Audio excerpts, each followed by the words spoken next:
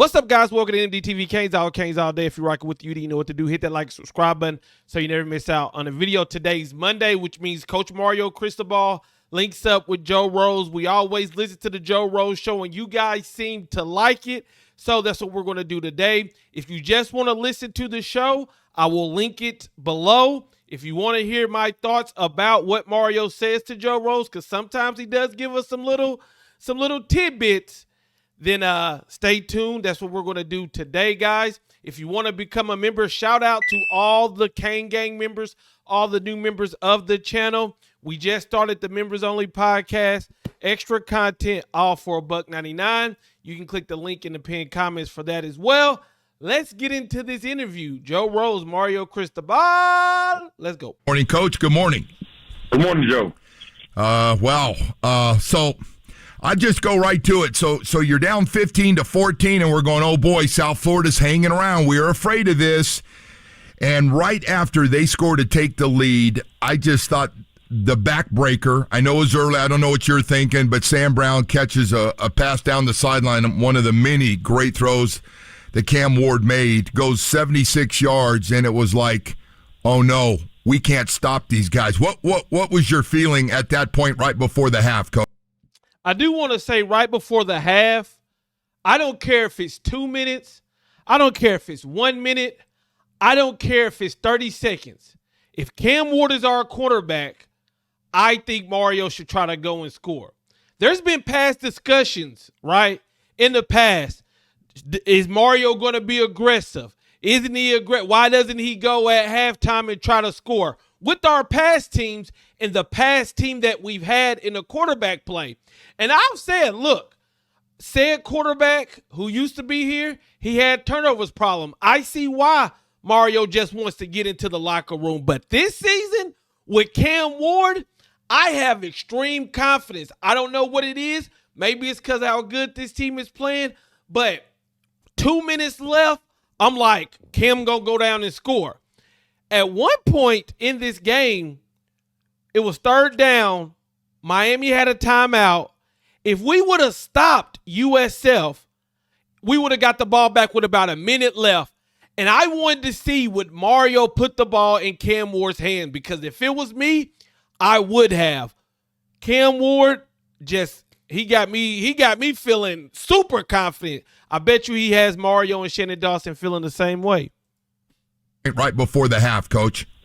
Well, we knew that their scheme was going to be challenging. I mean, that the pace of their tempo is very different. You actually simulate it in practice by running two huddles and get the defense running all over the place. And we needed to flip the momentum, right? They scored, they took the lead, they almost hit that onside kick, which was an unbelievable play. Oh, unbelievable. God. It really was. And then Cam, he hit the hole shot. The way they play cover two, they do a great job with it. We just, Sam got some great width and some speed and got vertical, and Cam made a great throw, and that flipped it back to our side. But the key, Joe, honestly, was the defense starting to get some stops, especially right before the half. Forcing that field goal and then missing the field goal, and then we come out and score again after another stop. That's what flipped the momentum. But they're a really good football team, and again, we certainly we enjoy seeing our guys like to fight adversity and come back and turn the momentum and win the game. It's one thing to just blow a team out, but it's another thing for a team to be giving you everything. They're running Philly specials. They're running onside kicks. They even get the lead. But the team didn't flinch. The team wasn't worried. And you saw it the way they played just the next play. And it was great to see that. The momentum won the game. I know everybody wants to see this thing from the first drive on to just dominate, and the way you guys did basically for the 2 quarters and a couple of minutes, the way you guys did, it was just phenomenal. I just thought that might be good for this team a little bit. I know you want to win and score and everybody to play great on every play, but a lot of people are probably thinking, Coach, here we go, and all of a sudden your guys go, oh, hell no, and it just seems to your defense has been relentless. There's so many different parts to this thing to talk about. I want to ask you about Cam Ward. Cam Ward is playing at a level, Mario, 24, 34, 400 yards. He runs some of the sweetest runs between breaks of just shifty, quick feet, getting first downs. But the receivers are playing a really high level, and I don't want to take away from catching the ball, run after catch. Route running has been unbelievable. How much of this all goes back to Cam Ward, though, when you look at the passing game? Well, I mean, obviously he's one of a kind, and he's playing at a really high level, and he's pissed. You know, he's not happy with his performance. He thinks he should have done better, missed throws, and he makes people around him better. And you know, one of the keys to the game was keeping him upright, because South Florida was one of the top 10 schools in the country at hitting and pressuring the quarterback, and came out of there with no sacks. And he avoided the pressures and got upfield and kept his eyes downfield and made plays. And the receivers really did a great job, just not only beating man coverage, but finding soft spots in their zone and securing the football and getting vertical. And all in all, just he makes people around them better. And then people around them get encouraged. They get really fired up to have the opportunity to make plays with him. I said when we got Cam Ward, it was going to take a team effort, right? First of all, Cam Ward is playing way better than I thought he would ever play. Like, I didn't imagine this, you know, I really didn't. But to see how the O-line is playing, right? And then when they do make a mistake, if I'm a left tackle or a right tackle or a guard or a center, and I make a mistake, but I know Cam can get me out of that mistake like Cam has been shown to do, man, I play with a little bit more confidence. Another thing that I always believe in is your O-line is only as good as your starting five. Well, we have mixed and matched O-line, and they've not only done pretty good, but I also believe Cam's mobility in the pocket and his pocket presence has helped out as well. Now, Cam has done great. The offensive line has done great. But we always say you got to win your one-on-one battles. Isaiah Horton, I mean, I'm not going to lie. That man was abusing Rucker. Now, if y'all don't know who Rucker is, he was USF's best cornerback. He went to Tennessee. USF head coach came to USF. So he followed number 22 Rucker, followed him to USF, and he is their best corner. And Isaiah Horton did whatever he wanted to with them, and he destroyed them. And not only that, he would beat the coverage, and he would get yak yards. And it would be like running over you getting yak yards, which to me sends a message. And another thing about Cam is there were sometimes Cam would throw the ball, and he would put the ball right on the receiver to I don't give a damn if it was Darrelle Revis in his prime. A DB had no chance. Great job all around offensively. But Cam is just he these first 4 games, all I can say is I didn't imagine it was going to go like this, and I'm loving it. To make plays with him. Coach, I know we've been talking about this for years about the receiver position in general. You got some guys, I mean, doing it all from blocking. The route running has been the best I've seen around here in a long time of getting separation. Isaiah Horton has jumped right into the party with those top guys. You're just getting more and more out of production out of all these guys. Isaiah Horton is hung around, and we hear his name in spring. We've heard a little bit. He's had great boy, is he playing at a high level now.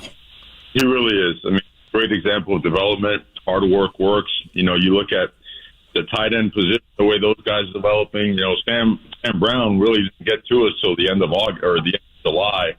So he's now starting to get in a rhythm. Xavier Restrepo is one of a kind also, man. The level he's playing at in every phase, catching the ball, blocking, setting stuff up, you know, being a team player. I mean, you can't give that guy enough credit in the way he works. It just shows up every day. Now, the backs and the tight ends are very involved in the passing game also. So the ball is being spread around. If you do your job, the ball's going to find you. But we got a long ways to go. You know, it's certainly a really good game, but, you know, we got to get a whole lot better. I don't talk about this enough. Our wide receivers be blocking their ass off. If you go back and you watch the film and you just look at, like, for instance, Elijah Lofton catches the ball late in the game. We're already blowing them out. And you got Xavier Restrepo taking out 3 guys. You got Isaiah Horton sealing off his block. Our wide receivers be blocking their ass off. And shout out to this receiving core. I think Jacoby George needs to get 100% healthy because I don't think we've seen a 100% healthy Jacoby George. Sam Brown came over to us late, so he's still getting in the motion of things. I think last week will help him. Xavier Restrepo, what can we say about him? The man just puts in work and puts in work on Saturdays. And then shout out to Isaiah Horton. It's easy to enter the transfer portal. It's easy to say, well, they just got JoJo Trader and Nye Carr. I'm going to leave. Oh, well, they got Sam Brown. I'm going to leave. That is easy to do. But he stuck it out.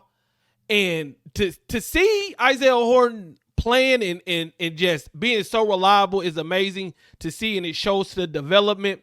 And also, if you go back and watch the game, and when Isaiah Horton isn't in the game, and sometimes when he's in the game, he is one of the biggest cheerleaders. That's something that I always look at. He is one of the biggest. When Sam Brown caught his touchdown, he ran up to Sam Brown and was like, that's what you do. That's what you do. When Xavier Restrepo caught his touchdown, he was the first one. And when Jordan Lyle, I think it was Jordan Lyle got his 91-yarder, Isaiah Horton was sprinting down. The game's over. Sprinting down.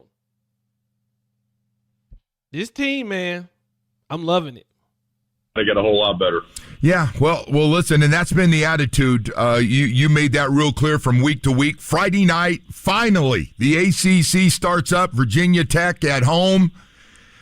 This can be. And by the way, I'm so glad we're playing on a Friday night there to get a chance to go down and watch this thing. Run defense. I know we talked all last week. You talked about it. I heard your press conference with the media. We got to stop them. They've been running the ball. They got a really good offensive line. They pounded Alabama and everybody else. 62 yards and a 1.9 per carry average. You had to be real happy with that group. A lot of tackles for loss. Yeah, I go back to it. I think the defense as a whole was the player of the game. You know, I mean, anytime you play a team like that wants to get in a boat race with you, you got to get stops. And when we settled down a little bit and started getting our cleats in the ground, those stops, started coming.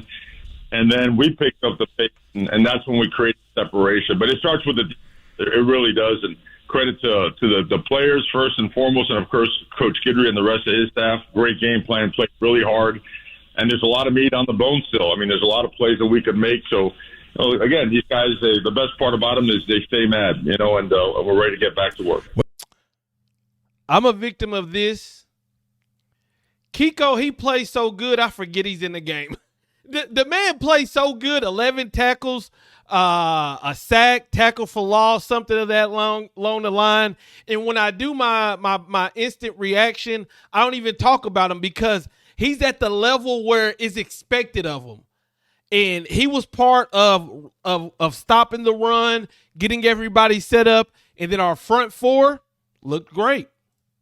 And we're ready to get back to work. Well, it's a zoned-in group. There's no question about it. And I got to ask you about Jalen Rivers and Rueben Bain, Coach. We getting closer. I know. I bring it up because everybody else is going to bring it up today. How's everybody stand as far as their injuries go? I mean, they're right there, Joe. Man, it's really, really close. Everybody's like, "Oh crap, here we go, same stuff." No, it's just that's the way it works, man. We're right there with them. I mean, They look great. They're moving around great. They're doing great things at practice. We're doing the right things medically by them. But I think, there's a great chance we'll see them on Friday. There's a great chance we will see them on Friday. So a couple things. First of all, last week I told y'all, Mario, if he knows a player is playing, he will straight up saying it. So earlier in the season, they said, is Akeem Mesidor and Fletcher, are they ready to play? 100% they're ready to play. He said something like that. Then when he talked about Inez and Jalen, it was, we should have them or something like that. There were some of y'all in the comments who said I was looking too much into what he's saying. That's just what I do. And then you come out and Jalen Rivers doesn't play, which I'm glad we got to see Markel Bell. I'm glad he's getting some time. Samson Okelola also got some playing time. But now you get to the point of will Rueben Bain and will Jalen Rivers play? And he said, they should be there. They should play Friday, which means these injuries are day to day. Right now, they could be looking good to play Friday. A Wednesday, they could suffer a setback. When people say, oh, here we go again, like, look, if they were ready to go, I promise you, Mario wants Rueben Bain on that field. I promise you, Mario wants a Jalen Rivers on that field. But when you have the competitive depth and when you have love for the player, you got to learn to sit them out. And back in the day, if we don't have a Rivers and Bain, we're probably dropping one of these games. But now we have the depth, so we definitely shouldn't be rushing them back. I can't wait to see Rueben Bain on this defensive line because I'm wondering how are these tackles going to survive. But also, especially these two, they got NFL aspirations, and you just can't throw them out to be throwing them out there. So my prediction is I don't know if they're going to play. Mario says they should be ready, and he's trying to, but I think that's a good way of saying they're day-to-day and anything could happen. On Friday. Yeah. Hey, by the way, the rub routes you guys have perfected. I don't call them picks, Coach, but the rub routes that the NFL and everybody's running, your guys are doing a really good job, and I mean clean. I mean as a compliment of guys run it like they're running patterns and stuff. Looks real nice, and the ability to catch the ball with it. Well, we're getting better. I mean, Virginia Tech is really, really well, so we got to get a whole lot better between now and Friday. Looking forward to working at it today. Hey, so let's talk the depth. I know Dave Hyde, we were talking, and Dave was talking about the depth of this team. You talked about it, and then you add this freshman class that's sneaking in, and then all of a sudden we see a little 91-yard run from Jordan Lyle out of St. Thomas Aquinas at the end of that game, and great speed. I mean, nobody's going to track him down. He bounces outside, great blocking inside. Talk about Jordan Lyle, along with the rotation of running backs, Coach, and getting everybody carries and catches. Not easy. Well, the first thing is Jordan Lyle with his run didn't surprise anybody because he's been doing that in camp and throughout practice. All right. He's been absolutely awesome, and that guy has an elite future ahead of him. In fact, he has an elite present ahead of him. Like today, he's that big of a part of our plan. And the depth, the competitive depth at running back is what it needs to look like at every position. And we're better at some positions than others in terms of that, but that's what Miami should always look like, and we're working our way there. So, no, but in terms of him and the rest of those guys, Coach Merritt, those guys have a great culture in that room. Those guys are always ready to play, and they know they're fighting for reps, so it keeps their intensity levels and their production high. One thing that I do like is that Mario has been rotating these running backs. Last week, A.J. Allen breaks off a long run, and then he goes on to talk about how you earn your reps, right? Okay, what happens this week? A.J. Allen got in the game pretty early, right? To where he got in the game, I was like, oh, there's A.J. Allen. And he did some good things.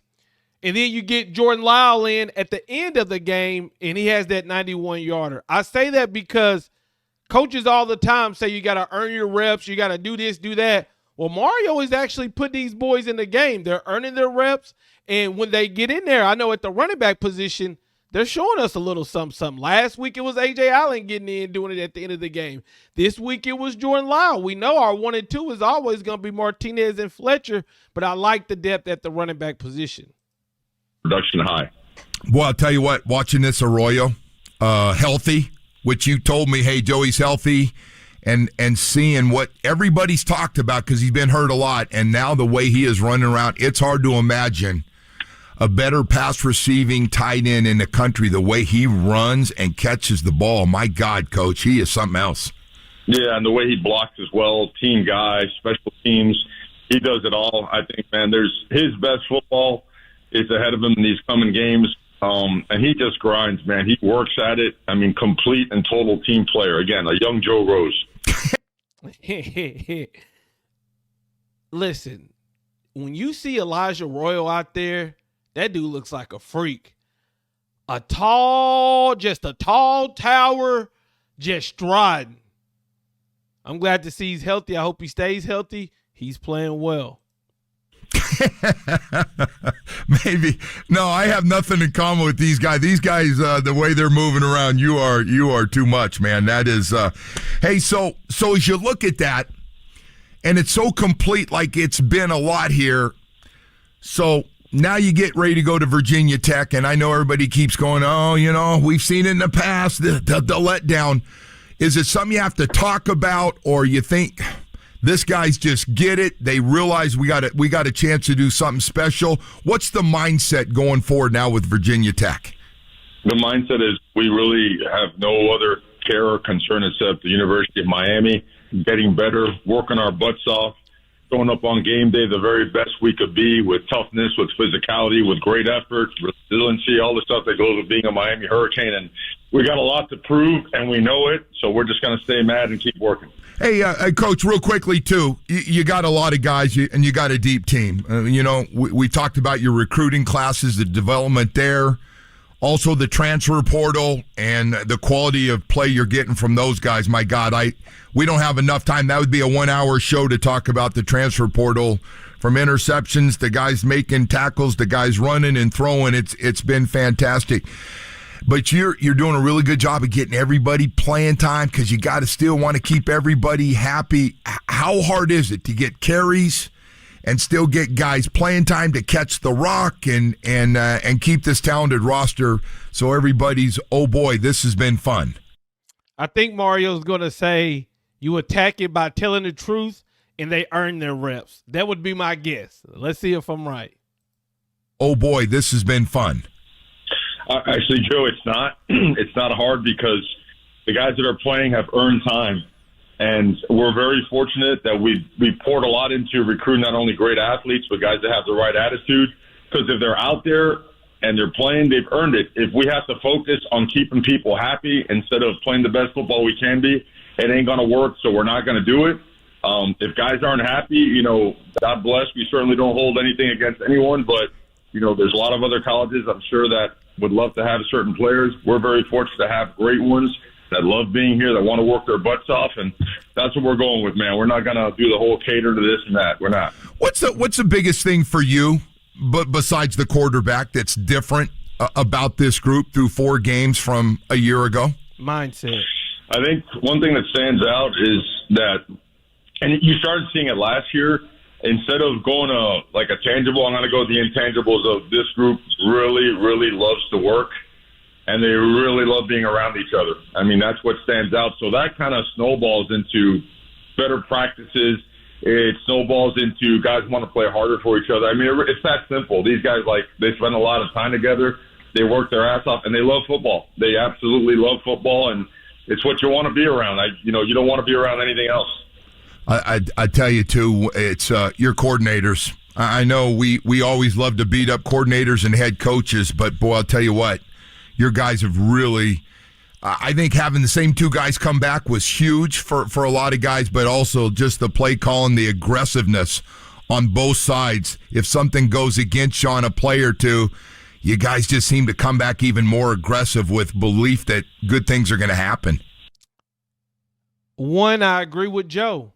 Having the same 2 coordinators come back is big, but not only that, having the right coordinators is big, right? I love Coach G. I love Shannon Dawson. Coach G, that's my guy. Great job by Mario realizing after year 1, we got to get Kevin Steele and Josh Gaddis up out of here. We wish y'all the best. And he got these 2. And people got questions about Shannon Dawson. Well, you see when Shannon Dawson has his quarterback, y'all see what he do. And then Coach G, that man been a goon since day 1. Things are going to happen. Yeah, those guys are awesome. And, we talk about growth and development. Well, growing a program and growing each side of the ball requires continuity, right? Because that way you can develop your systems and develop your players in your systems. And those guys, both Lance Guidry and Shannon Dawson, elite human beings and elite coaches. And, you're seeing it play out on the field in a lot of different ways. And you see the hours they're putting in, man. I mean, they're hungry for it. They're all about the University of Miami, so blessed to have them. Yeah. Listen, a lot of good stuff, and we want everybody, man. You get a chance Friday night football at Hard Rock Stadium, Virginia Tech. First game of the ACC. I find myself now watching all these damn ACC games on the weekend to see how everybody looks, and it's kind of, Coach, it looks like it's week to week. Like just when you start to think somebody's really good or really bad, there's just an upset in the ACC. Yeah, football is, it's not a soap opera. It's not a Hollywood script. It's show up to play, brother, and you better be ready because every single Saturday, remember back in the day, it used to be like one upset every 4 or 5 weeks.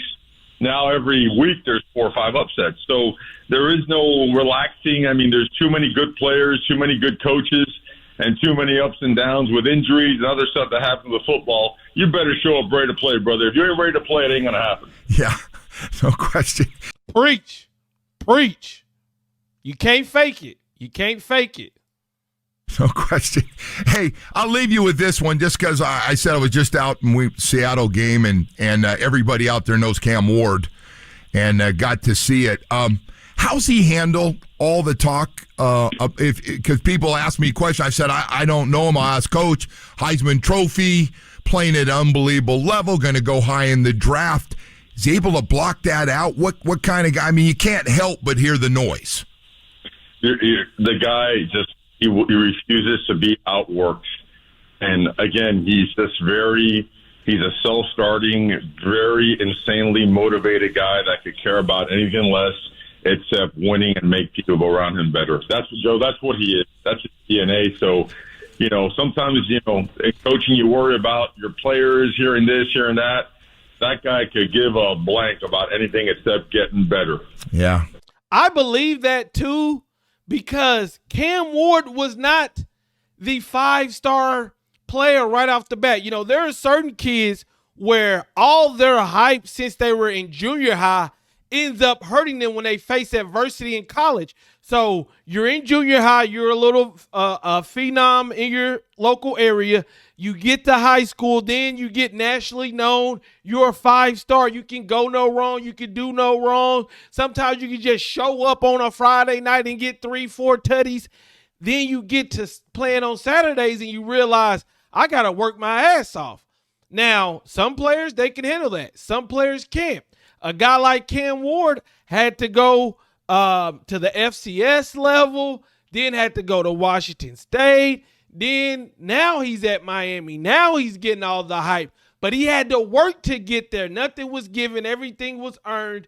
And that's why I think he is the way he is. And I think all this hype won't get to him. Or at least in these first 4 weeks, it don't look like it's getting to him.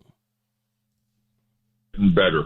Yeah, that's good stuff. Hey, Coach, congratulations on the win. Can't wait, man. I'm a little selfish. I like a day shorter there so we can get another game here at Hard Rock Stadium with the Canes. Going to be fun to kick off the ACC. Thank you so much for coming on. Appreciate you, Joe. Go Canes. Have a good one. All right, Mario Cristobal. All right, ladies and gentlemen, I will put the link to this full interview of the Joe Rose Show in the comments if y'all just want to go listen to that. If you made it this far, you a real one, man. If you made it this far, let me get a hashtag real one in the chat, man. I love y'all. I'm out. Peace.